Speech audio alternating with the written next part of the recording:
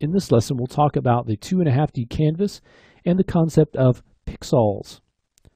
So everybody knows what a pixel is. It's a picture element. It's a little dot of color that creates pictures that we create in something like Photoshop or when we paint digitally or display something digitally. But in ZBrush, there's something called pixels, so P-I-X-O-L-S, and they're a little bit different. So whereas pixels contain color information, pixels contain not only color information, but also depth information and material information. So let's take a look at what that means. Now, the first thing I'm going to do in our canvas, you can see this gradient here, just so we can see things a little bit easier. I'm going to turn that gradient off by going to Document. Let's take the range down to 0. Now I'm going to come over to the tool palette, and instead of choosing a 3D object as our tool, I'm going to choose this simple brush. And without changing anything else, I'm just going to stroke across the canvas. So you can see we get this sort of series of raised squares. It doesn't really look very good, and that's because we need to add an alpha. But you can see that it does have kind of a color, and the red is the red that's coming from this red wax material. So you can see they're also sort of raised up a little bit, and the fact that we have Z-add selected means that we're going to be raising up the detail. So to get something that looks a little bit better, I'm going to clear the canvas, Control-N, and I'm going to add just a simple alpha. Let's just add a sort of spherical alpha, and let's do the same stroke. So now you can see we get a nice smooth stroke that's raised in the center. So it does have that sort of 3D look, but again, this isn't a 3D object. This is a stroke that has depth information. So we've raised it up, and we've also applied a material to it, you can see here, and a color, which in this case is white, so we're basically just seeing the color of the material. We could also come in here, choose Z sub, and sculpt away that depth. So this canvas actually keeps track of the depth information. Okay, so if I'm using a tablet and I sculpt really lightly, you can see I'm pushing that in. I'm not just cutting it out. I'm pushing it in until it gets to the point where it actually makes a hole. I could come back in with Add and raise those areas up. Again, we're not rotating around this. This isn't a 3D object. We can go in and move those strokes around though. So this is the last stroke that I did where I just, that dot, I can actually move that around. Let's clear the canvas again. Go back to Draw, clear the canvas. We can take whatever stroke we did last and we can move it around. We can rotate it.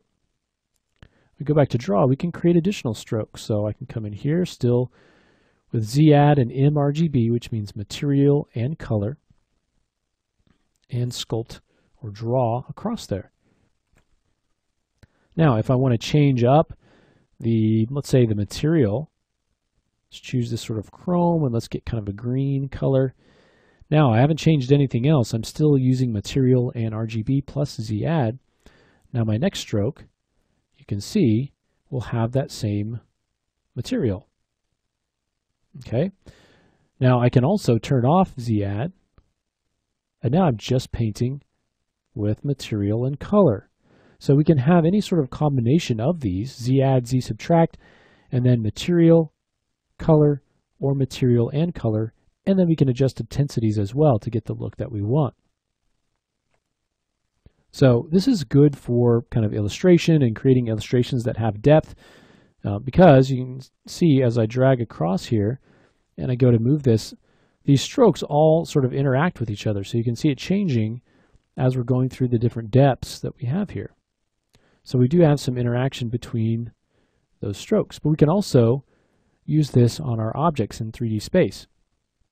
So let's clear the canvas, and I'm going to come back out and just choose a sphere. We'll drag it out here, and I'm going to hit the T key. I'm going to make this a poly mesh. And let's go ahead and subdivide this. So Control D to subdivide a few times.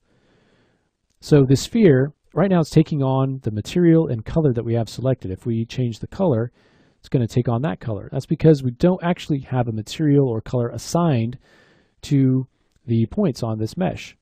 In order to do that, we can go to Color and just fill our object. Now, when we fill it, it's going to be based on what we have selected here. So we want to do a combination of the material and the color, so we'll do mRGB at 100%. Let's fill the object. So now when we change our material or our color, the object is not affected. Only future strokes are affected. So let's say I'm sculpting on our object now. We've got Z add selected. We've got mRGB selected. We've got green, and we've got another material selected, a different material, okay, this basic material. So now if we sculpt, you can see not only is that raised up off of the mesh, but all of those points are assigned a new material and a new color. So think of that not only as affecting the pixels, not only affecting the flat sort of 2.5D canvas, but also our 3D objects as well as we move around them. That gives us the ability to paint different materials and colors. If I wanted to keep the material but change the color, I could say, okay, I only want to do the color, and I don't even want to raise up. I just want to paint a new color on this same material. So I can just paint color, or I can just sculpt on this without changing the material or the color. Okay, or I can just change the material but not the color. Keep that red but change it to that basic material instead of the reflective material. So you have all these options when you're sculpting, and so it's really makes things easy when you're trying to make matching detail, things that need to be sculpted and painted at the same time. You can do it very easily here in ZBrush. Okay? Now keep in mind, if you ever end or get out of edit mode, you're going to drop that object to the canvas. So it's still there. It's as if we had drawn it out and not hit T at all, not went into edit mode, gone into edit mode. So now if I try to actually rotate around, I'm just going to draw another one of these out. If you remember that from the beginning. Okay, if we go into edit mode now, it's going to take that last one into edit mode, but it's going to leave everything else on the canvas. Okay, so even though we're in edit mode, we still see all of these. If we hit Control N to clear the canvas, it's going to get rid of all those except the one that we have in edit mode. So if you find yourself working with a piece of geometry, then all of a sudden you can't move around it, you're just drawing out new ones, it just means you've dropped out of edit mode. And all you have to do is redraw your tool out. It's going to be saved in here in the tool palette. Just draw that out again, go back to edit mode, and then clear your canvas. Okay, or you can just clear the canvas and draw a fresh one out. Make sure to go back to edit mode though when you do that.